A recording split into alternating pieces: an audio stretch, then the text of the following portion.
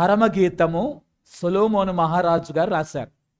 రాయాలంటే చేతిలో ఉండాలి, పెన్ను ఉండాలి. ఆ పెన్నుకి రీఫులు ఉంటేనే కానీ ఆ పెన్ ఏం చేయదు, నడవదు.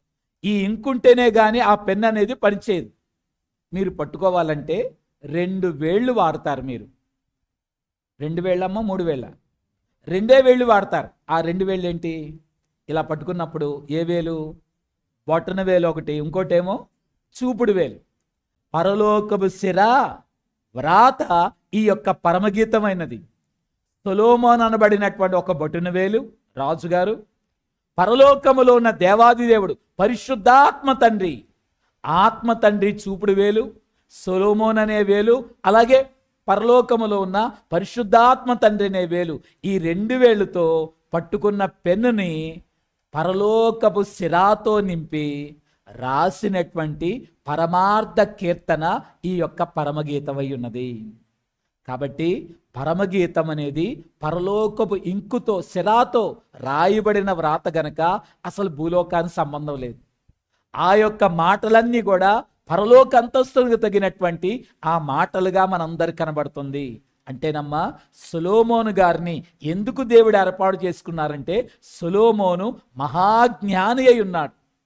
ఆయన జ్ఞానముతోటి కలిగిన వాడు గనక, జ్ఞానాన్ని దేవుడే ఇచ్చాడు గనక, జ్ఞానము కలిగిన సొలొమోనుతో పరమజ్ఞాని అయిన దేవాది దేవుడు ఆ ఇద్దరు కలిసి రాసినటువంటి ఈ యొక్క పరమగీతము సొలొమోను గారి యొక్క జ్ఞానమంతా కూడా ఈ యొక్క పుస్తకములో రాయబడింది. అంటే ఈ జ్ఞానము పరలోక జ్ఞానము.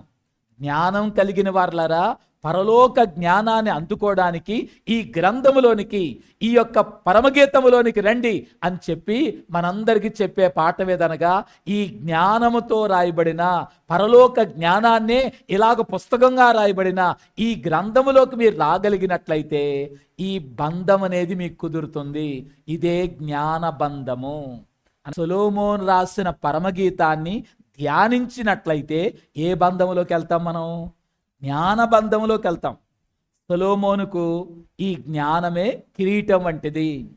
ఆ సొలొమోను జ్ఞానాన్ని కిరీటముగా ధరించాడు గనక ఆ కిరీటం వంటి పరమగీతాన్ని ధ్యానించినట్లయితే ఈ ధ్యానములోనే మనకును ఈ యొక్క జ్ఞాన బంధము, ఈ యొక్క ధన్యత దేవుడు మనందరికీ జ్ఞానాన్ని అనుగ్రహించేవారై ఉన్నారు.